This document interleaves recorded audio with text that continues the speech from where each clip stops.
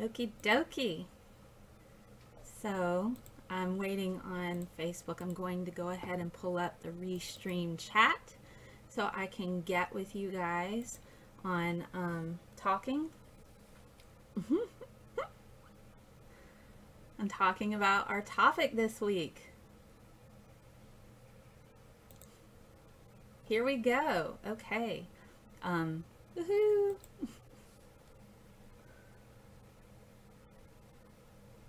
Still waiting for my Restream chat to pull up. It's a funny thing because sometimes it takes a little bit for everything to boot up, and I can't boot it up until I go live, and then once I go live, then I gotta click all these other buttons, and then you're like, okay. It's finally working. So if you're new to this type of format that I have, I've actually been going back through older topics. This topic I covered almost a year ago, but it was with my older format of streaming through my phone. So I actually used to stream content over my phone, and that was how I did my videos. And so this particular topic I covered almost a year ago. It was the end of March last year, and it was something that was voted on because people wanted to talk a little bit about how is it that this has happened in our government, you know, with influence. How is it that somebody managed to wiggle their way and fool a lot of people? What is the science behind that? How is it that people are able to influence other people to do lots of negative things for them? So I thought I would take some time and go back through this particular topic with newer information, and well, in the newer format, and also to have it a bit more accessible, you know. And I have slides, and I will post them on my website, scientistmel.com, as soon as they are up and as soon as I'm finished with this broadcast. So there we go. Let me see. So how are you guys? And if you're watching on Facebook, I may not be able to see all of your statements right away, but I'll certainly be able to respond to any questions you have a bit later within the chat there.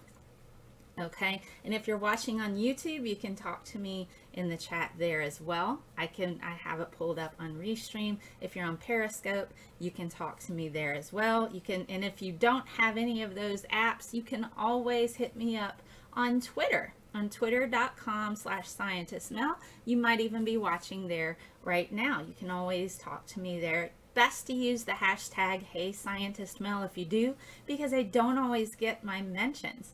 And so today we are talking about the science of influence. So let's go ahead and get started.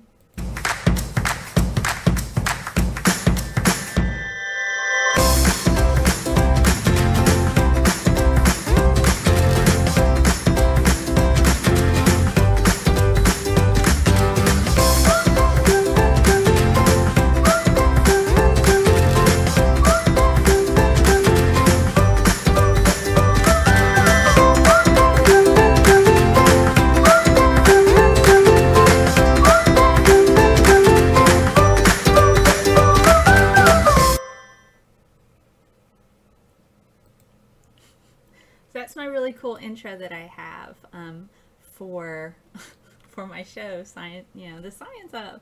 So let's go ahead and get started. What am I going to talk about today? I am going to talk about, oh, hello, happy Catterday. It's Catterday.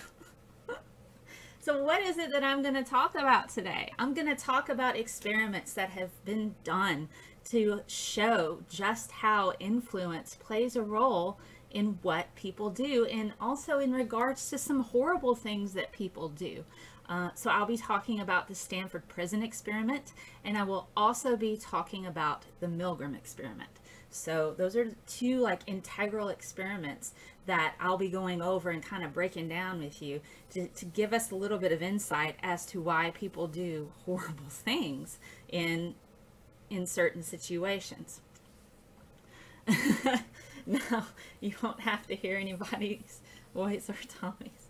I'll also discuss something called confirmation bias, and there are reasons why people have this, and there's some evolutionary basis to it. Confirmation bias is a thing, and we're going to pick it apart a bit more in this particular episode.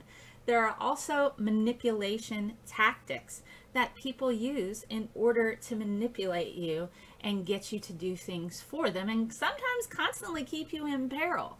And so what are these things? What do things manipulators do, and how can they influence other people in these types of ways? So these experiments I'm talking about, we have the Milgram experiment. Milgram is Stanley Milgram, and I'm going to get a little bit about him. He wanted to go and investigate the I was just following orders type of reason when people do particular things. I was just following orders. And then I'll also talk about societal roles in regards to the Stanford prison experiment, which is pretty just wow. The Stanford prison experiment is pretty intense in that people readily and easily jumped into these roles and full on were horribly abusive. And so when you look at just how easily people can be horrible to other people, it's actually quite scary to a degree. So let's talk a bit about the Milgram experiment. If you're not familiar with the Milgram experiment, that's one of the quintessential, most fundamental experiments that psychologists actually use as an example as to why people behave a certain way that they do. There needs to be more people here. I did post across all social media, including the GDC community, Google+, Twitter, Facebook. Sometimes people just, you know, they need a day without science. I don't think that's a day for me. Maybe I do have jammy days where I don't need science, so that's okay. So for Stanley Milgram, in 1963, he wanted to investigate this justification for the genocide that millions of Germans performed during World War II. This was sparked by the Adolf Eichmann war criminal trial in 1961, where the standard defense was, I was just following orders. So essentially, that's what he was saying. I was just following orders. We think we are so advanced, yet we are still poop-flinging tribal monkeys. Yeah, to a degree, yeah, we kind of are. Milgram wanted to answer the question, could it be that Eichmann and his million accomplices in the Holocaust were just following orders? Could we call them all accomplices? What is this? Why did all of these millions of people engage in the Holocaust of killing others? He wanted to investigate, now this was interesting, he wanted to investigate if Germans were particularly obedient to authority figures, or if this is everyone. You know, is it this German culture thing, or is it everybody all together? Do we all do this? So he designed an experiment to see just how far ordinary people would go if they had the knowledge that what they were doing could potentially harm and possibly kill another human. So what he did was he placed an ad in the newspaper, and subjects were given around $4 for just showing up. There were 40 males that were aged between 20 and 50 that were the participants, and they had varying jobs. So I've got a video of the Milgram experiment. I don't know if you guys have watched it. Okay, I'll show it in a second. So I do have a pretty cool video of the Milgram experiment. I found it to be quite fascinating to watch. And they performed it again recently. I think you can check it out on YouTube. The BBC recently, I think it was a few years ago, revisited the Milgram experiment and performed it again, and they got similar results, believe it or not. All right, so I have a little cartoon here and how the Milgram experiment worked. You had the experimenter who was the person that was this authority figure wearing a lab coat, and he would urge the participant to keep going. Then you have the subject. The subject there is the teacher, and the teacher would administer shocks for incorrect answers given by the fake test subject. The fake test subject pretends to feel pain. So they had drawing straws. So after these individuals were brought in, there was the fake test subject who was in on it. You had the experimenter who was in on it. And then the actual subject was always going to have the teacher role. So they would do drawing straws, but this was rigged. And so every single wrong answer that the fake test subject gave, the teacher, so we have the fake test subject as the learner, then we have the subject, that's the teacher. So every single time the learner got a question incorrect, the teacher would administer a shock. And there were varying levels of voltage, from one is like a few volts to all the way up to 450. And 450 labeled on the counter was considered, you know, as they're going through and upping the voltage, it says that it's extremely severe. So all of these particular individuals were prepped ahead of time, saying, okay, you're going to administer these shocks, you're going to continue on with the experiment. If they get the wrong answer, you zap them. And so any time that the person would administer a shock, if they questioned the authority figure, the lab-coded experimenter would say, please continue. So there were different statements that the experimenter would say. If he asked the first time, I can't do this, the authority figure would say, please continue. The second time, the authority figure would say, the experiment requires you to continue. They stop again. The third time they would say, it is absolutely essential that you continue. And the fourth prod that they would do to try to get the people to keep going was, you have no other choice but to continue. So yes, a key to good science is the reproducibility of an experiment. Absolutely. Didn't they make fun of this experiment in Ghostbusters 450 volts with low amps? That's a good time. Yeah, I think so. I think they did. But it's important to note what actually happens here. So I'm going to see if you guys can hear this. I don't think I've tried to actually run sound on a video on YouTube before, so hopefully you'll be able to hear this. So here we've got our experiment. Hopefully it'll load. There are clips of this, and you can see the entire thing on the thing called the internet. I don't know why. Sometimes it doesn't want to load. But if push comes to shove, I can just pull it up in another window, right? Don't get me wrong, I think it's a brilliant experiment. It really, really, really is. Oh, here we go. It's finally loading. So hopefully you can hear it.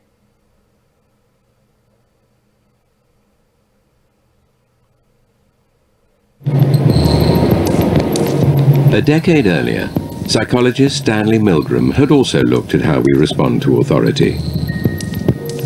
In order to understand how people were induced to obey unjust regimes and participate in atrocities such as the Holocaust, he set up an experiment. Volunteers were told they were taking part in scientific research to improve memory. Would you open those and tell me which of you is which, please? Teacher. Where? Teacher. Separated by a screen, the teacher would ask the learner questions in a word game and administer an electric shock when the answer was incorrect.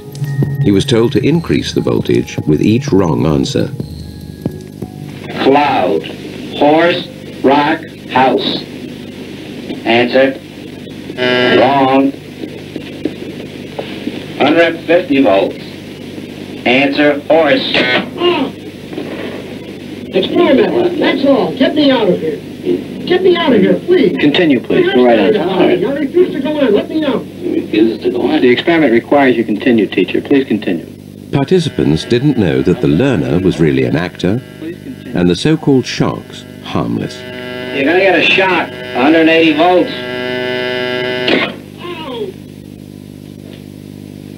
can't stand the pain. Let me out of here. Stand it. I'm not going to kill that man, there. I mean, who's going to take the responsibility if anything happens to that gentleman? I'm responsible for anything that happens here. Continue, please. All right, next with slow. Walk, dance, truck, music. Two-thirds of volunteers were prepared to administer a potentially fatal electric shock when encouraged to do so by what they perceived as a legitimate authority figure. In this case, a man in a white coat. 375 volts. I think something's happened to that fellow in there. I don't get no answer. He was hollering for less voltage. Can't you check in and see if he's all right, please? Milgram's findings horrified America. They showed that decent American citizens were as capable of committing acts against their conscience as the Germans had been under the Nazis. So this is a pretty fascinating thing in that it shook America, you know, and we kind of see a little bit of this in regards to individuals when we're like, how can people actually do this sort of thing? How can they just follow orders? How can they just continue this decent human beings? And so that inherently made Milgram's experiment extremely important. So the results that he had, 65%, okay, so that's 2/3, 65% of these men continued to the highest level of 450 volts. All the participants continued to at least 300. So 450 would be considered like lethal. 300 is extremely torturous. That would still cause a lot of damage, and these people knew that. So all of the participants went to at least 300 volts. Ordinary people are likely to follow orders given by an authority figure, even to the extent of killing an innocent human being. And so we see this obedience to authority is ingrained in us from the time that, you know, we're children all the way through to adulthood. And the other interesting thing is people tend to obey orders from other people if they recognize their authority is morally and or legally based. So it's morally right or legally based. So essentially, anybody who is an authoritative type of figure, who is qualified to be able to take responsibility or say, it's all right, you don't have to worry about it, there's no personal responsibility. So that increases the obedience. And so their response to legitimate authority is learned early on and in a variety of situations. Family, school, work. We see this across the board in our society. So it's pretty interesting to kind of take note that we still have this even now. So if you get a chance to go check out, BBC did a revisit of this particular experiment and they got the same result. So it's pretty interesting. So let's talk a bit about what Milgram calls agency theory. Agency theory. What is this agency theory? All right. What Milgram essentially is saying is that you have autonomous and agentic. All right. Autonomous means people direct their own actions. Now, agentic means people allow others to direct them. So that's a key difference there. Autonomous means you are taking responsibility for yourself and you are doing your own actions. Agentic, you're doing what other people say. So this agency theory plays a very, very important role in this. So let's look at the agentic mode, the agentic state. Now this happens and people will fall into this state if two particular situations come to light, all right? So you have the agentic state. People will do whatever they're told if the person giving orders is perceived as qualified to do so, and the person being ordered believes the authority will accept all responsibility for what's happening. So as long as they think you know what you're talking about, you know what you're doing, and you take personal responsibility for everything, people will do whatever you want them to, even kill another human being. So that's kind of integral and important for everybody to kind of get behind and say, okay, how is it that such individuals can come into power and get people to do horrible things for them? That right there. This person seems to know what they're talking about, but you know, also they're going to take responsibility and I don't have to worry about it. So that's a thing.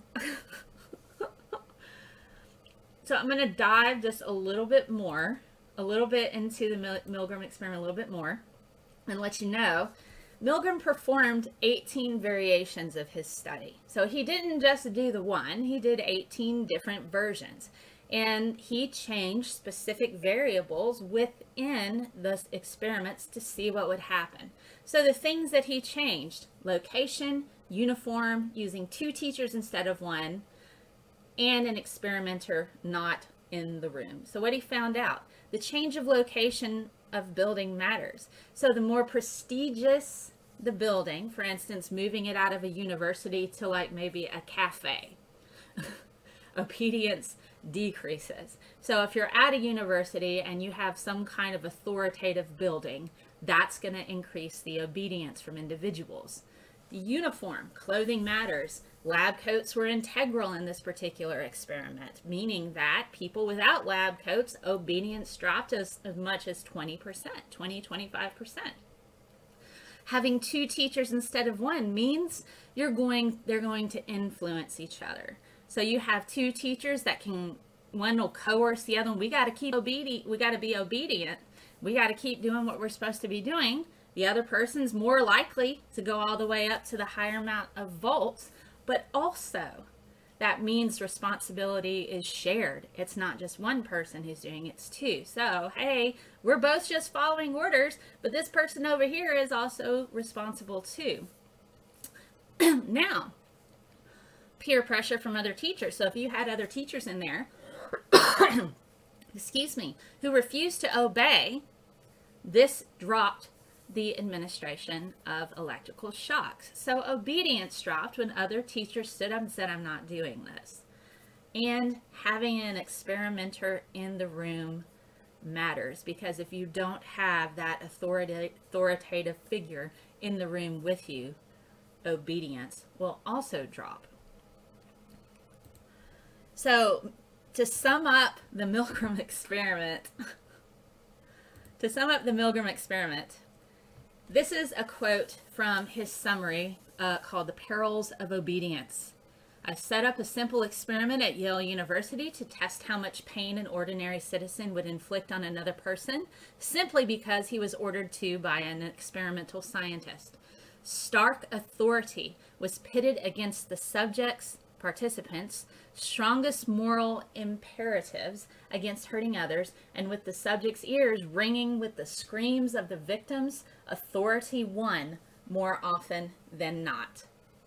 And the extreme willingness of adults to go to almost any lengths on the command of an authority constitutes the chief finding of the study, that the fact most urgently demanding explanation. So that's some pretty heavy stuff coming from Milgram. So essentially, people will do horrible things if an authority figure tells them it's okay and will take the responsibility for it. So it's kind of scary, you know. And now, what about if you had others like you in the room that were prepared to do whatever is asked? See, that's the thing too. If you had others like you that were prepared to that, they found that, hello everyone, they found that those individuals influenced the subject. So if they had teachers that were prepped to encourage them to keep going to the highest level, they would do it. If they had teachers that were prepped to demand that they don't, obedience dropped. So it's interesting. So now we're going to talk about the Stanford prison experiment. So this was so controversial. This particular experiment, it happened in 1973. This experiment was so controversial and it was considered, after it was completed, they had the American Psychology Association had to put into place parameters to stop any kind of testing like this and experimentation like this, because this caused damage. This caused psychological damage to the members involved, both guards and prisoners. So in 1973, Zimbardo wanted to investigate how readily people would conform to the roles of guard and prisoner in this role-playing exercise that was a big, massive simulation of prison life. Now, this was sparked from the reports of guard brutality in U.S. prisons. There was a lot of reports coming out about how brutal guards were in regards to prisoners. He wanted to see if it was due to sadistic personalities of the guards. Was it part of their personality? Or, and this is what we would call dispositional, or did it have more to do with the prison environment, the actual, way that the prison's set up? So that would be situational. So for example, you have prisoners and guards. They may have personalities making aggressive interactions inevitable. You may have prisoners that lack respect for law, and you have guards that are very domineering. Alternatively, prisoners and guards may be hostile and act hostile to one another due to the rigid power structure that is reinforced in prisons, so the environment. Now, here's how the experiment was supposed to work. If the prisoners and guards were not aggressive, this would support the personality hypothesis. Guards are sadistic, prisoners don't care about the law. Or if they behave the same way as people do in prisons, as the guards and prisoners do in prisons, this would support the environment explanation. So, is it the environment or is it their personalities? So in 2015, the Independent Film Channel sponsored a movie and came out with a movie about the Stanford prison experiment. I haven't actually seen it, but you can go to, there is a website just for the Stanford prison experiment and see actual video footage associated with the experiments and what they were doing. So it's kind of shocking. It's actually quite shocking that this was allowed to happen. So let's have a look.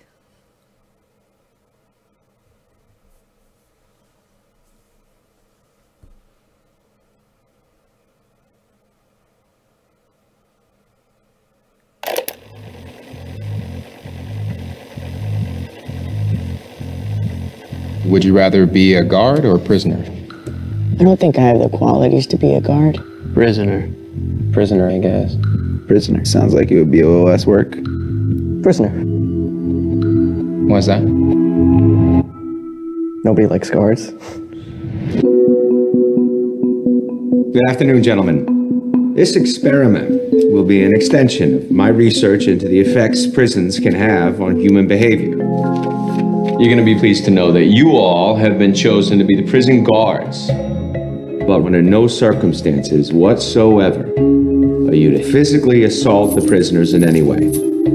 So remember, just as you were watching the prisoners, my graduate staff and I will be watching you. All right, gentlemen, we're going to have ourselves a lot of fun. Rule number 1, prisoners must remain silent. This is an exercise period. Okay, is it just me, or are these guys taking this thing a bit too seriously? Why don't you give me 20 push-ups? Look at this guy. Thinks he's John Wayne or something. You address me as Mr. Correctional Officer. This might be an interesting 2 weeks after all. Why don't you make up your bunk, 8612? I did, Mr. Correctional Officer. Well, that's not what I see. Hey, what are you doing? I just made that!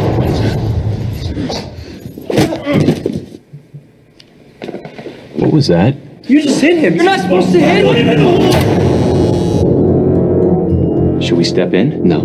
Let the guards figure it out. Let's see where it goes. Good evening, gentlemen. How about we make this one a night to remember? This is all real. They won't let you go. They won't let us leave. Those are not prisoners. Those are not subjects. Those are boys, and you are harming them. Let me out of here! I want out! I want out now! You thought you were gonna get some playtime in the yard, boy? Is that what you thought this was gonna be? Not cause permanent damage in the future. I had no idea it would turn out this way. So, traumatizations. Those are kind of fun, aren't they? So to address some questions here, It was a closed situation with no outside influences, taking a game a little too seriously, and reality TV. This particular film was done by Independent Film Channel. I don't know if it's on Netflix or Amazon, but you can Google Stanford Prison Experiment, and it can take you straight to the site, and you can kind of check out the footage that they have there, the actual footage from the experiment, in addition to, in their data, in addition to, I would think, links to the actual movie as well. Now, in regards to reality TV, we know that's heavily scripted to a degree, and these people are given scripts. This isn't the case with the Stanford Prison Experiment. The graduate students in Zimbardo actually watched this happening. They didn't intervene, but they did have rules set in place. You can look at all of the information on the website in regards to how they handled it. So let me give you a little bit of the information on what happened with all of that. Can I tell you how it ended? Yes, I will tell you how it ends. It's like the Titanic video. If you're not spoil a movie in a few words, Titanic hit the iceberg, So I'll tell you how it ends. So more than 70 applicants answered the ad that was put in the paper by Zimbardo. They were given diagnostic interviews and personality tests to eliminate candidates that had psychological problems. So they wanted to completely eliminate psychological problems, medical disabilities, history of crime or drug abuse. They didn't want any kind of, or even sadistic personalities. They eliminated anybody with those particular types of things because they wanted a pure experiment. Is it a personality thing, or is it the environment? So the study comprised of 24 male college students that were chosen from 75 volunteers. They were paid $15 a day to take part in this experiment. So they completely took the basement of the Stanford Psychology building and they converted it to a prison environment. The guards came to work and they left. They had 8-hour shifts around the clock. So they would go home, they would do their normal day, they would come and they would, of course, had clocking in, clocking out. They had specific schedules and routines. Now, how they chose prisoners and guards, it was random. So they were assigned to either the role of the prisoner or the guard in this particular environment. There were 2 reserves and 1 dropped out, finally leaving at 10 prisoners and 11 guards. The guards worked in sets of 3, so that was each after 8-hour shifts. The prisoners were housed to a room. And there was also a solitary confinement cell for prisoners who misbehaved. Now, this prison simulation was kept to be as real life as possible. The environment was maintained to look like a prison, even down to the guards' clothing and schedules. So they had exercise times. Punishments were in the form of push-ups. They couldn't actually hit anybody. Hello, everyone. So they could only do punishment in the form of push-ups, taking away privileges, taking away basic things. So what happened in regards to this? There were actually people who started to lose it. They had to remove somebody from the prison environment because he started to have a psychological break. So let's look at kind of like a little sum up of what happens. So the prisoners, almost immediately, there were rumors of revolt and escape. So we're looking at, within hours, both prisoners and guards settled into their new roles. The abuse became so incredible from the guards that the experiment was cut short at 6 days and not carrying on to the entire fortnight. That was the initial time frame for this experiment. I haven't seen DOS experiment.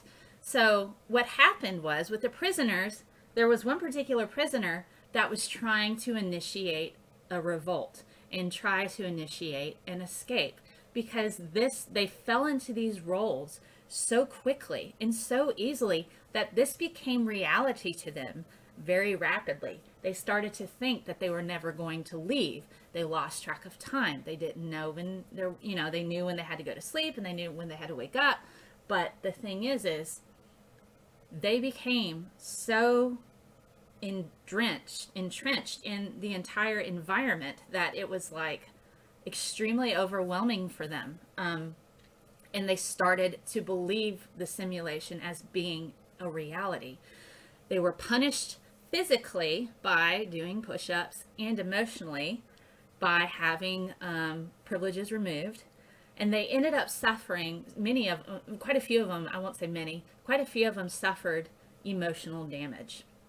The guards immediately started harassing the prisoners. Within hours, the guards were already harassing the prisoners. They would punish prisoners by putting them in solitary confinement. They would punish them by taking away privileges. But here's the thing. They actually divided and conquered amongst the prisoners.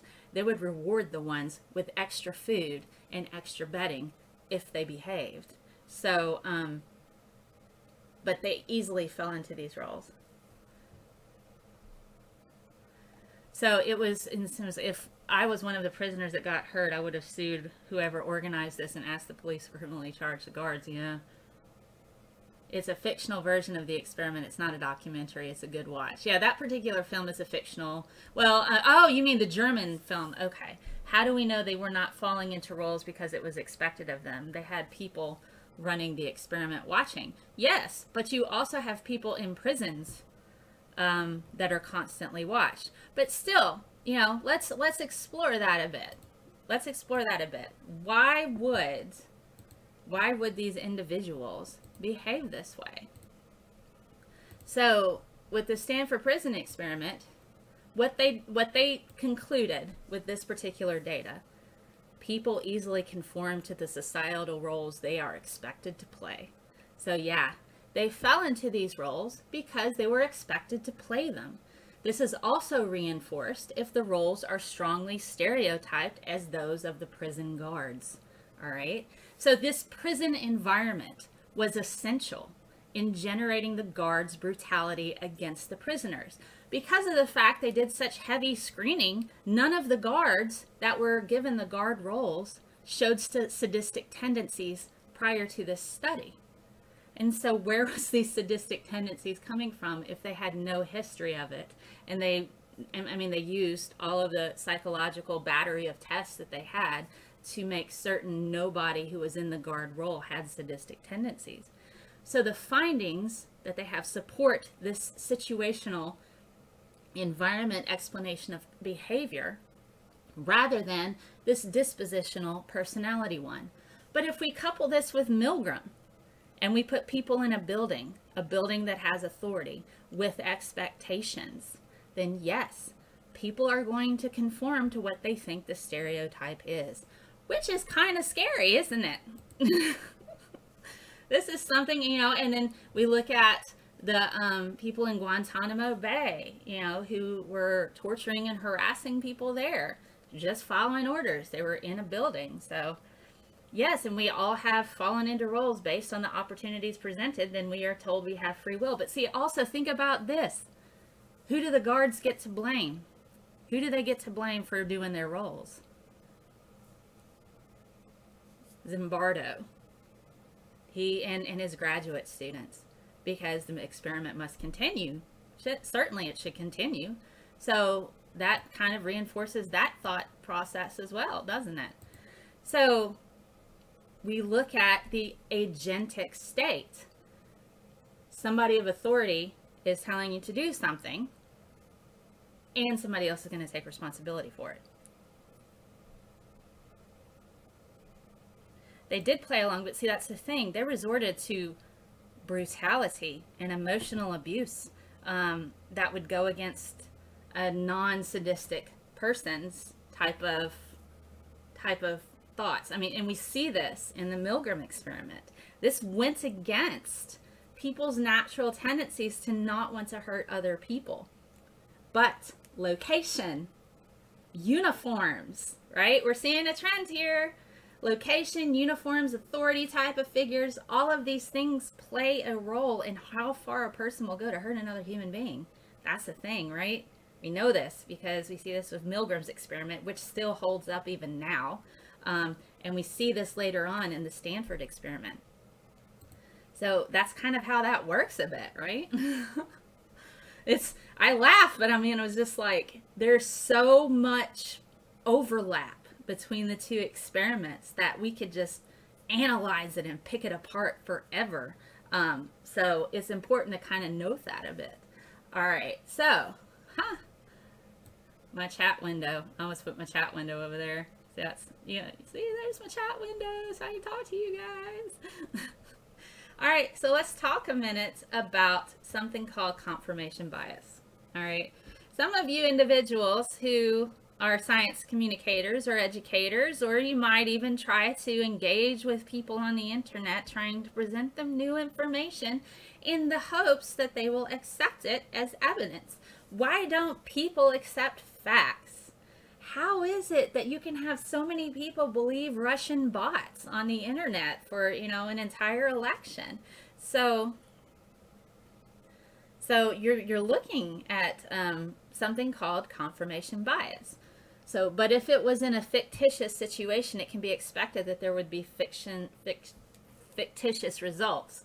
Not necessarily. I'll give a personal example, though. This is anecdotal. All right, this is anecdotal. There was a haunted house. All right, so I'm going to give you a little anecdotal scientist Mel thing. Terrible sentence. It's okay. So here's a little scientist Mel anecdotal thing. All right.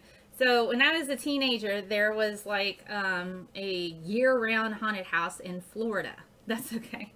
It was called Terror on Church Street, I think. So when I was like a kid. Since I wanted to go and see this year-round haunted house, you know, because the people, you know, this was their job. They were like actors, and it was set up on the inside to look very, very real. You would enter in different worlds. So it was like the first one was like a laboratory of some monks, and they were warning you about things. And for me, I easily get immersed in an environment, and fight or flight kicks in, right? So I can easily, that's why I don't really watch a lot of horror films, especially in a movie theater. At home, that's not so bad, but in a movie theater where it's dark and you're fully immersed, you know, the whole idea of horror films is to convince the audience they're in the same amount of peril as the person on the screen, right? That's what Alfred Hitchcock, I believe, said quintessentially. That's like, I think it was Alfred Hitchcock, I'm not sure, but don't quote me on that. But essentially, a good horror film convinces the audience that they're in peril as well. That's why people get scared, right? All right, so I'm in a haunted house, and you walk in. It was like a 3-story haunted house, year-round. So it was kept up year-round. And see, now I'm talking about it, and I'm thinking, I'm saying like, oh, is that a ghost? And I'm like, no, I'm totally rational. I don't believe in ghosts. But I was like, wait. You get into that mindset. So there was at one point to where it took like over an hour to get through it. Over an hour. And you're like, well, that's just an hour. But when you're constantly being chased by something that, you know, that like a werewolf, oh my God, there was like a room that was like a forest. It had trees. The lighting was perfect. You thought you were in a forest. There was a graveyard. Looked just like a freaking graveyard with zombies all coming at you. And there was like a laboratory. There was a crazy toy maker that had dolls that came to life. You were walking in a toy maker shop. You're like, oh my gosh. The scenery was impressive. It was absolutely impressive. But it was highly immersive. And so even though I was only in there a little over an hour, I was in fight or flight mode. And I knew that I was in a haunted house because I would see like fire exits from time to time. I considered taking some of them. So it's like, oh my gosh, then there was the exorcist room, and then we got to one room. There was probably like 30, 40 people walking around.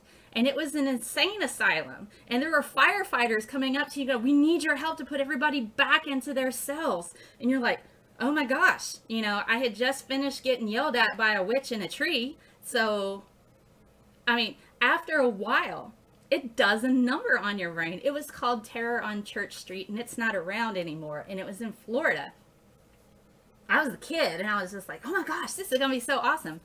I didn't go to haunted houses for a long time after that because it was so immersive that I felt at times that I was in peril. Because then when we got to the insane asylum, there was like freaking Hannibal Lecter. Hannibal Lecter was there, and he was just like, do you hear the lamb screaming, Clarice? And you're just like, oh my gosh. And then he busts out of his cage. Like it was like actual cells. It looked like prison.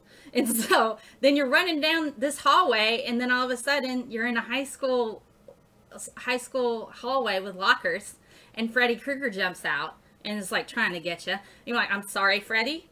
Hannibal's chasing me right now. And so I'm going to have to like dodge you. Because he just jumps out and over. It's like, ah, and there's no separation between the threat and you, other than like there's 4 other people around. So for me, I'm intelligent.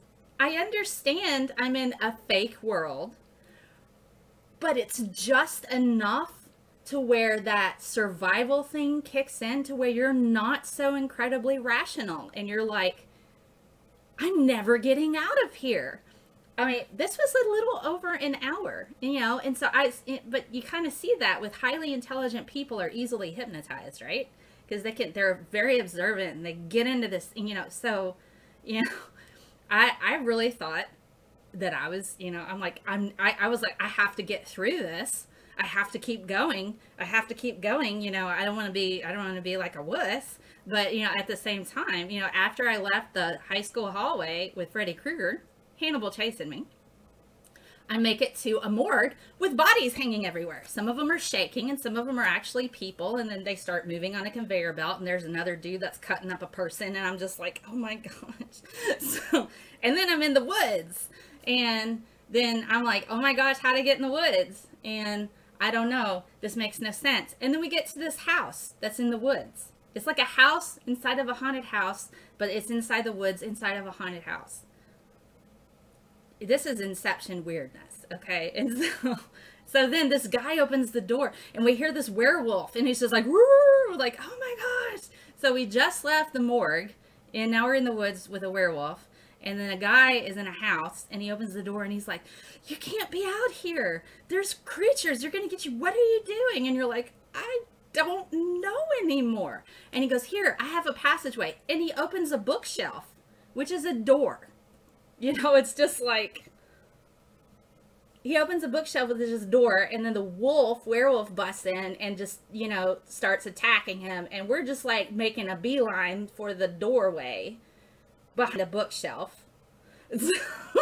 And so it's just, so my anecdotal, this is all anecdotal, coming from a person that's intelligent and realizes I'm in a haunted house, my fight or flight mode was on for like a solid hour, and I wasn't entirely rational. So for people to fall into these social roles and to be put in a perilous type of situation, it is entirely possible for somebody to fall into that survival mode and think it's never going to end.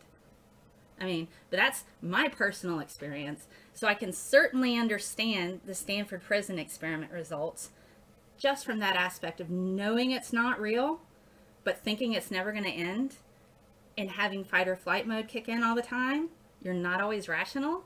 So the standard person that's not trained to operate under constant fight or flight mode is not always rational. I think that's fair. So that's, I never went back to that haunted house again. I never went back. I was like, I can't possibly do this. This is crazy. So I get it. I get it. You would think, oh, well, this isn't real, but you know that. But fight or flight mode kicks in. Scientists ain't always rational when that happens. So, you know, I'm not always rational, and, you know, that's fair. So, let's hop over to confirmation bias, the thing that messes everybody up sometimes. So, I'm certain, you know, a lot of you individuals, yeah, I mean, everybody's susceptible to it. Everybody's susceptible to confirmation bias. It's not something that just these folks over here have. Everybody has this. So this is where you listen only to evidence that reinforces your beliefs or perspectives. When they do studies on school kids for expel, changing school menu, or doing exercises at certain times, there's a certain pro-change bias that kicks in from those who take part. Yeah, the kids. Well, that's true too. So yeah, it depends entirely on, you know, what we're looking at. I'm going to move myself a bit down a little bit. There we go. Okay. So essentially, the facts are undervalued, but what confirms our beliefs in confirmation bias, those are heavily valued. And then you have where they overlap, which is overvalued, you know? So how does that work? Confirmation bias, how is it beneficial? Well, it alleviates fear. I mean, it does. So if we look at the evolutionary aspects of confirmation bias, people like to be part of a group. And being within the tribe, your group, your friends, that's why you tend to believe a lot of the same things that your friends believe, because there's comfort there. It alleviates a lot of fear associated with new situations and new information, but it also can encourage bandwagon bias. So that's one of the 20 cognitive biases. Bandwagon bias is where everybody hops onto a particular train of thought because that reinforces their own personal beliefs and perspectives. So we see this. And it's a common thing. And we had an entire election that was kind of based on that. And yeah, there is a documentary of the Stanford prison experiment called the Zimbardo Stanford Prison Experiment 1. Yes, and it is on YouTube. So you can watch the actual documentary based on the Stanford Prison Experiment. And it is there. If you want the dramatization, that's the Independent Film Channel. I liked the trailer because it kind of sums up a little bit what the experiment was about without me having to sit here and have you watch like 8 minutes, you know. But yes, you can go on YouTube and see the Stanford Prison Experiment. I'm so glad you find this interesting. But yes, so you can look at the actual documentary, and they do talk to the former prisoners, and they do talk to the former guards, and they engage their, and it's interesting to watch their post reaction. The guards are like, I didn't know I had that in me, kind of thing. So it's pretty interesting to see the lasting effects from that experiment based on the post interviews. All right, so confirmation bias. Let's pick that apart a little bit. People feel comfortable in being part of the group. Like I mentioned, your friends. You have friends and you have family, and you tend to keep to people that have similar beliefs as you.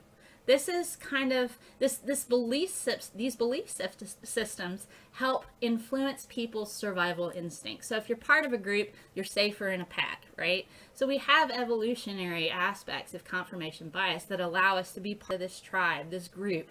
We're able to, you know, help each other out. There's comfort in that. So people ignore facts that contradict their belief system as it threatens this survival instinct. So if you have somebody else that presents new information that kind of shakes your core belief system, then that can be kind of painful and scary. So this is why we see people stand firm in their own belief systems and band together with others who think like they do, as it alleviates this fear associated with new information that challenge those core beliefs. So in order to overcome that, and see, this is why I'm not out willy-nilly running around constantly debating people on the internet, because that's not my jam. That's not what my goal is. I don't want to have to do the smackdown on a person. Now, I will say, if somebody like Goop or some other person has a large following and I want to contradict a lot of what they're saying because it's harmful, that's something else entirely. But if I'm wanting to engage with individuals and present them science content, I have to understand and accept that the information that I'm presenting is going to hurt them. It's going to hurt them. It's going to be painful. And so what I have to do in order to overcome that is to convince the person that I'm presenting new info, but I'm not a threat to them, and I'm not a threat to their beliefs. So you have to present yourself as, I'm just like you. I'm part of your tribe. I'm part of your group. I'm not here to hurt you. I'm here to help you. So when I present information to people, and when I try to engage with people, I want them to understand I'm not going to try to change your mind. I'm not going to do that. I've removed the threat altogether. Here's the information I have. And here is, I just want to make certain you have the correct information, and I'm just putting this here, but I'm just like you, and I care, and I want to make certain that you understand the correct stuff. And so that's kind of how I go about that. Now, we have this confirmation bias coupled with this bandwagon bias. This is largely why we have people quick to believe false information on the internet, and in turn this fuels the propaganda machine, i.e. the Russian propaganda bots in the last election. They immediately found things that reinforced their belief system, and they shared it even if it's wrong. So that's a problem. That's a problem. You're too combative for that, and that's why you don't teach or do activism. Well, for me, I'm not an active, my profession isn't teaching so much anymore, but I used to teach.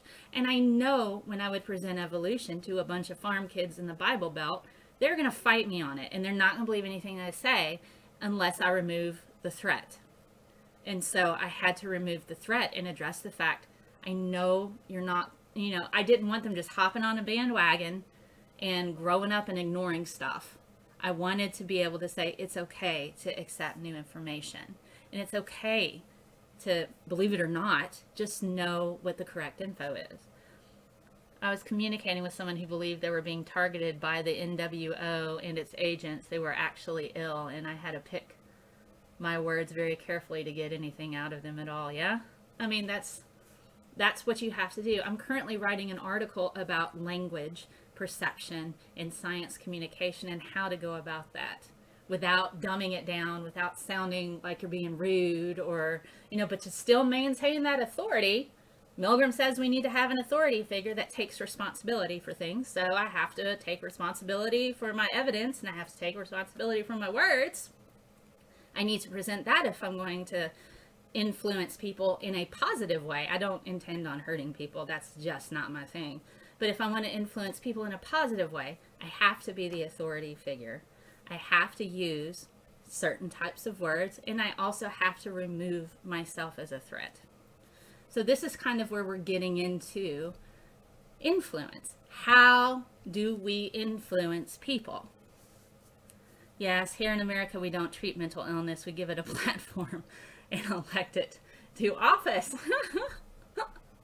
So let's talk about the nasty side of influence, something called manipulation. So there are different things that manipulators use to influence others. Just your 2 cents.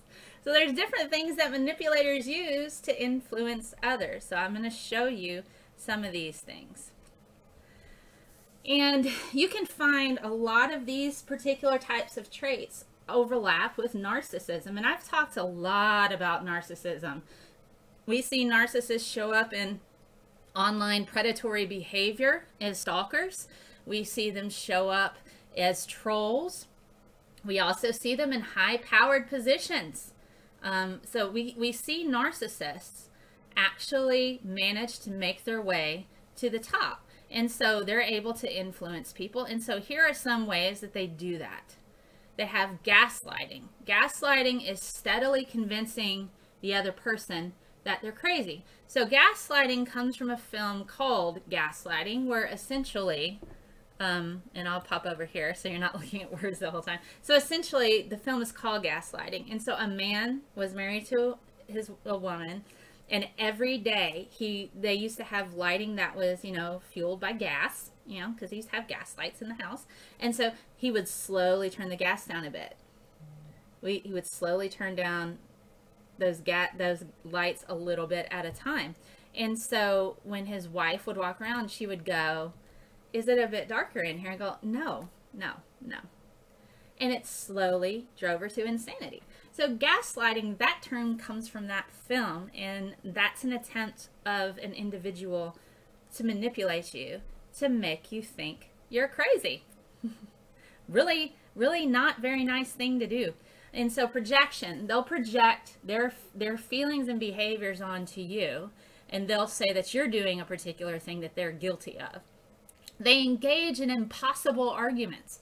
They will come up with arguments that sound absolutely just ridiculous. And it's almost like a Mad Hatter Tea Party type of argument where you're sitting there and you're questioning somebody's sanity. And they try to convince you that it's your sanity you should be questioning. Home court advantage. They always try to have conversations either in their office, at their house, any place where they feel like they have a presence of power.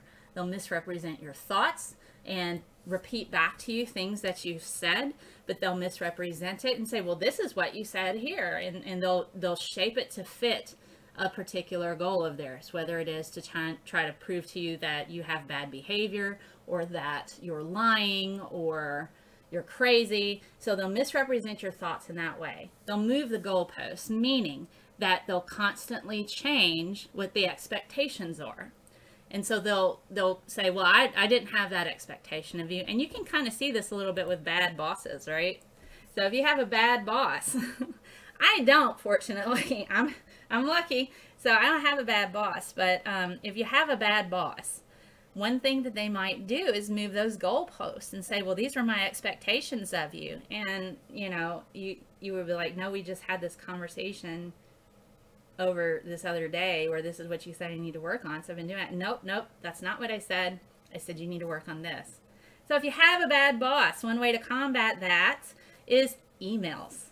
Emails. Use those as references. Say, per our conversation, da-da-da-da-da, on this day, I'm just making certain, clarifying, that you want me to do this, so that's kind of, documentation is the best way to counter a lot of these manipulation tactics. And it's just, and if you're not certain you have a bad boss, just start documenting anyway. Document conversations you have with coworkers, through emails. So if you think somebody might be a not very nice person that's trying to manipulate other people, if you keep a solid paper trail, and it can be exhausting keeping records, but it is the best way to combat that type of behavior, because you have evidence. You have substantial evidence. Because manipulators aren't going to want a paper trail. But if you force them to have one, they're going to be forced to have to, hold up with what they say. So other things they do. They manipulate facts. This again, documentation is a wonderful way to keep people from manipulating facts. They can't, go back on what they say. And if you get them on record saying something absolutely ridiculous, then you can point it out and, if need be, to human resources. Sometimes they overwhelm you with a lot of statistics and facts without giving you any time to prepare. And that's another thing they do. They'll give you no time to prepare for a particular thing. So they might have something called a negative surprise and then expect you to make a decision right away. Like, oh, by the way, this just happened. Guess what? This negative thing happened. You got to deal with it right now. And then so you won't have enough time to deal with it. They might overwhelm you with paperwork and red tape. You may not want to do a particular thing because they're requiring you to fill out so many forms. And so then they can say, well, you didn't do this. I asked you to, and you didn't. So that makes you a bad person. Smear campaigns. We know that goes on. Fake news, right? Those emails.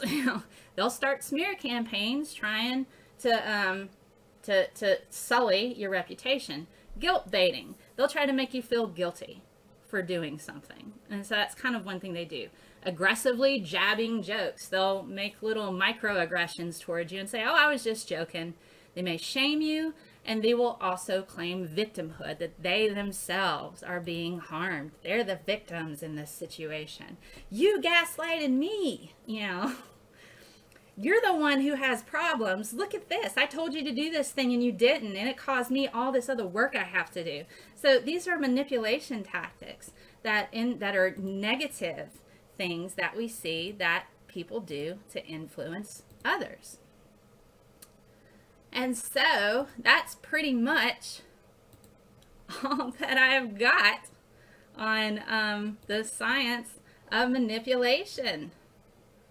So the experiments that we have, it sounds like gaslighting is very similar to hypocrisy. It can be, but let's keep in mind gaslighting is the intention of actually trying to get a person to think they're crazy. This individual is going through the motions and actively working to drive another person insane, a completely stable, sane person, to drive them crazy. And that's what they're trying to do. And I haven't read about Russia's Internet Research Agency. Oh, wait. Okay, yeah, that's the thing that's been in the news with the Russian bots. Yep, and that was pretty interesting, wasn't it? So, so here we are. We've got the Milgram experiment that you can dig down into. They revisited that. The BBC did a documentary on it. They have the Stanford prison experiment that you can check out. They have a dramatization that's been done by the Independent Film Channel. And there is a documentary where they interviewed people that were involved with the experiment and the lasting effects it had on them. We've talked about confirmation bias, how there's comfort in numbers, and that we tend to have people surrounding us that have the same belief systems we do, and we tend to jump on this bandwagon even if it's not accurate information, if it reinforces our core beliefs. So this is something we all have to actively fight against, because we all have confirmation bias. Doesn't make us bad people, but it does if we allow it to go unchecked, and especially if it in turn is oppressive to other individuals. So this is something that influence plays a role in. And so when we see the propaganda machine regarding the Russian bots and things like that, we have people, it preys upon this confirmation bias. This sounds like husbands and wives who are abusive. It's worse than an abusive employer. You're living with the abuser. Yes. And so you see this often with battered wives syndrome. Women who get the tar beaten out of them, but they think it's their fault. They're conditioned to think this way, and that's due to manipulative type of tactics from an emotional abuser. And so, you know, you do live with, if you're married to that person, or you know, or they're your boyfriend, girlfriend, whatever, and you live with them, you are subjected to that. But still, at the same time, how often are you at work? You're at work 40 hours a week. You're there most of your days. Now, while you're not necessarily living with your boss, if you have a boss that's manipulative and abusive, you're still ingrained in it. Hello! You're still ingrained in that environment. And I had mentioned before my little anecdotal story of being in the haunted house. If you're at work and it's triggering your fight or flight mode off and on from time to time, that can affect your decision making as well. So it's important that we take the lessons from the Milgram experiment. Location and uniform and authority affects our behavior. Passing the buck of responsibility affects what it is people will do and just how horrible they can be. In addition to that, we have the Stanford prison experiment. People will fall into societal roles, especially if they are stereotypical. And, you know, we have all of these TV shows about prison, you know, so we have these stereotypes of these prison guards being brutal to prisoners. And so they fall into that role because they've kind of been conditioned to do that their whole lives. And then we talk about manipulation tactics, all of these different things that manipulators can do to influence you, to get you to do what they want. And in turn, they can also harm you. Yes, they are made to feel like their abuser has more patience than most, and that it is the one being abused that is at fault. No one else would put up with their incompetence. Yes. So from an outside perspective, if you're not in, you know, completely covered in the situation, you can call a duck a duck. But to the person that's in the situation, trying to distinguish between what's real and not is exceedingly difficult, and whether or not they can get out. That's, you know, and then we see that with the Stanford prison experiment, to where they had to quit after 6 days, and within a few days there was already talks about riots and escaping because they thought they were never going to get out. So, I mean, we see this. And so it's fascinating, but it's also important lessons that we all need to remember to keep ourselves in check. And if you feel like you're in a situation where you're being manipulated or that sort of thing, outside perspectives, like a therapist who has no dog in the fight can point out things that are going on and to help you kind of gain a perspective, you know, without worrying about it. But, you know, if you're ingrained or you're involved in a situation for so long, you may not even trust therapists. So it just depends on how much damage has been done by the manipulator, on what the best course of action is. So these are all things that we have to kind of keep in mind. There was so much therapy after the Stanford prison experiment. I mean, I don't know. Those individuals should still be alive, I would think. It'd be interesting to find out how long that damage lasted after that experiment, because that was intense. And so I have my sources for you. I'm going to show you where you can go. This is where you guys can go. A lot of this stuff you can find, and I go a lot to Simply Psychology and Psychology Today, because those are run by pros and experts in the field, and they're a good little sum up of things that you can kind of do in regards to, you know, dealing with manipulators. Then there's the prisonexp.org. That's the Stanford prison experiment. You can also go on YouTube and find videos of the footage. Also for the Milgram experiment. So simplypsychology.org/Zimbardo and /Milgram has really good breakdown of information in regards to the different types, you know, in regards to the different experiments that Milgram performed, because he performed several, and that's kind of important. It wasn't just a one-time thing. He did these several times. And so in 18 variations, and he got some, you know, he was able to gauge, you know, uniform plays a role, location plays a role, how many teachers are involved, is the experimenter in the room or not. These are all substantial and kind of important in order to address the behavior of others.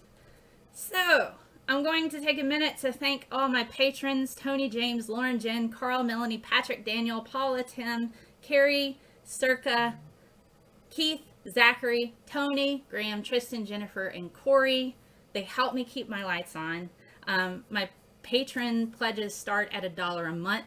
They have early access to my podcast. I have an audio podcast called Hey Scientist Mel. It's literally the hashtag, all the words together, Hey Scientist Mel. It's also the hashtag you can use on Twitter if you want to get my attention and ask me to do a show about a particular topic, because my mentions, my ats on Twitter, my messages is blow up so often a lot of questions get lost. Hey guys! So if you like what I do, buy me a cup of coffee. It's just like $1 a month. You get access to exclusive content, as well as 7-day early access to all of my audio podcast episodes. So thank you. My patrons have been able to give me my website, my scientistmail.com, and they've also been able to help me get new tech to be able to have a show kind of like this in this format where I can interact with you guys, and I'm able to stream on Facebook in addition to Periscope and YouTube because of their contributions. So where can you find me? I'm also on Google+. It's Scientist Mel there. That should not be a surprise. I'm Scientist Mel all over the interwebs. So you can find me on YouTube, Periscope, Facebook, Patreon, and my website, scientistmel.com. I have educator resources. All of my slides are posted there. I host my podcast there once it's available for the Gen Pop. And I have articles. I write things sometimes. And I'm currently writing a book on cognitive biases. I've had a really good, a lot of good feedback about what are the cognitive biases? How do they affect our decision making every day? How do we know if we have bias? What biases do we have? A lot of them, and that's okay. So, but I'm writing a book on that now. And so this ends the Science of Influence. If you're just joining me, fear not. My videos stay up forever in whatever format you prefer, Periscope, Facebook Live, or YouTube. You can find me there. And so this is how people influence each other and how we end up with things. Give generously to Tommy Be Gone. Oh my goodness, you guys are funny. So I hope you've enjoyed this episode. And I think we've really, had a lot of good engagement here, especially when we're picking apart the Milgram experiment and the Stanford prison experiments. They're invaluable research, but the Stanford prison experiment, I mean, the American Psychology Association had to step up and put in parameters to make certain people aren't permanently harmed anymore, because that experiment did people damage. And so we as scientists have to make certain that, number one, do no harm, especially when it comes to psychology, psychiatry, and medical research. It's the same thing. You don't want to further society at, the cost of people and their health. So, but if you have any questions, I'm on Google+, I'm on Twitter, I'm all over the place. You can shoot me an email through scientistmail.com. I should turn on Super Chat for mobile devices. I don't know how to do that, Dave. I'm still learning stuff. I'm kind of like a tech newbie. I did this particular talk about a year ago from my phone. I used to stream from my phone. So I'm learning things. So if you want to shoot me any kind of tips on stuff, I welcome tips to help make Super Chat and stuff like that easier. Oh, I have to have 1,000 subs first. There you go. Well, help me out, help a girl out, and help me get 1,000 subs. And so I can turn on Super Chat, and then we can do this. We can do this then. Thank you guys so much for hopping on here today. And normally I do this at 10 a.m., but I had to push it to 11 because it was just so much information that I wanted to relay. But you know how to find me. And thank you. I'm glad you think I rock. I try. I do my best. And I'm so glad you're here. I hope you guys have an epic Saturday. And you know where to find me on the internet if you want to continue any conversation about this. Yay for Streamlabs. Awesome. Thank you, Geek Room. Thank you, Dave. Thank you, everybody who's on here. I hope you have a fantastic day.